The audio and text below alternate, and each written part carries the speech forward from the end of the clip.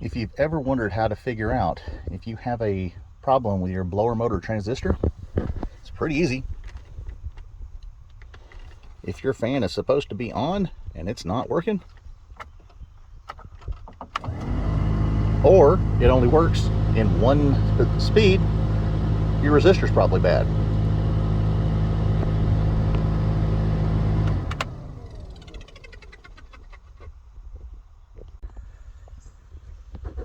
Replacing a blower motor, you only need a 5/16 inch socket and a ratchet and appropriate extensions.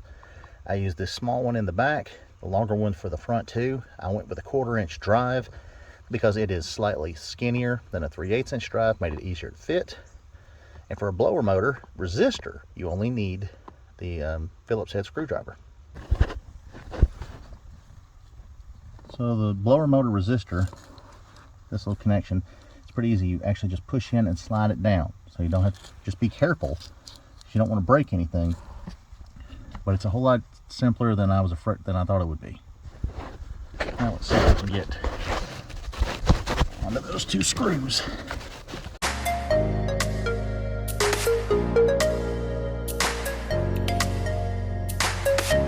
So I actually could not see these without the phone being here or laying completely upside down, and I just did not want to do that. Alright, I'm not going to bore you with this part. Okay, when you pull that blower motor resistor out, you have that opening. I'm going to tell you to go ahead and do it, because that's supposed to be one solid piece of porcelain, and that was left up in there.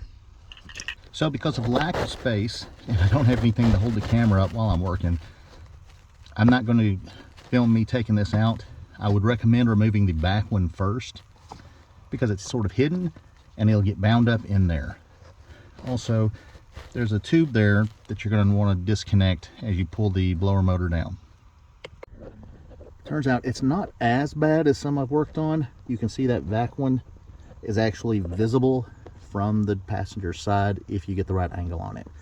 It's still a pain in the butt, and it's why I use the shorter wobble head sock extension, because it allows some flex, but not hard.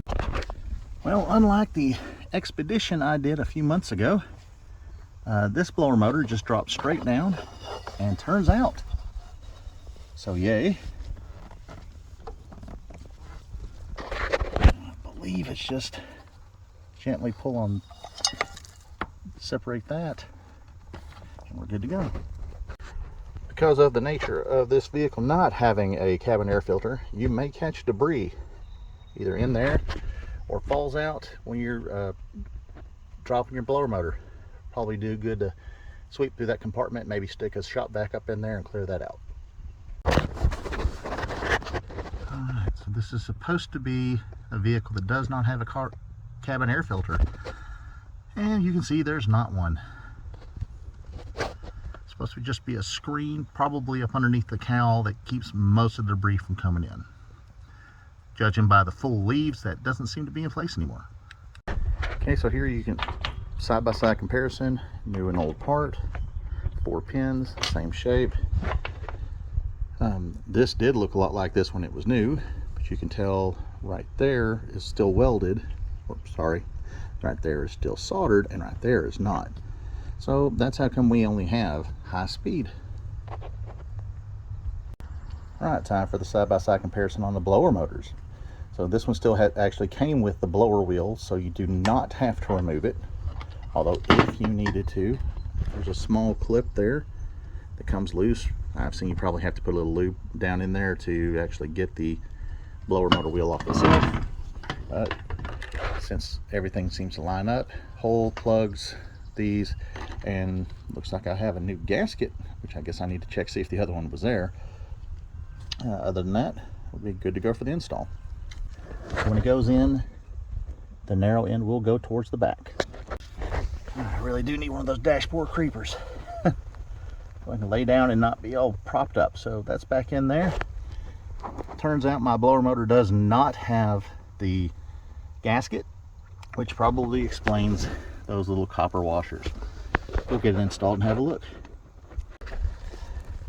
Because you're not going to want to pull this thing back out and you're not going to want to damage that gasket, make sure that it's seated all the way around before you go and install it, and that you've got that vent oriented back to that hose.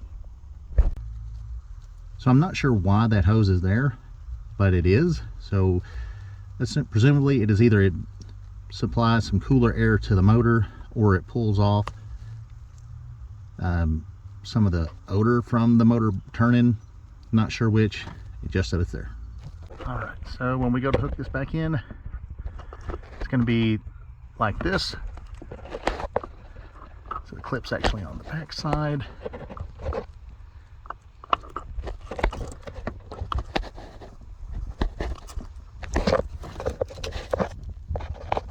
And there we go.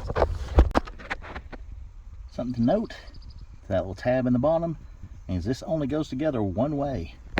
And even though that's broken, just completely gone, it's still got to fit just that way. Right, now for a test. 1, 2, 3, 4. Sweet. Now let's see. No wind down sound. Sounds like we've got the blower motor problems all taken care of.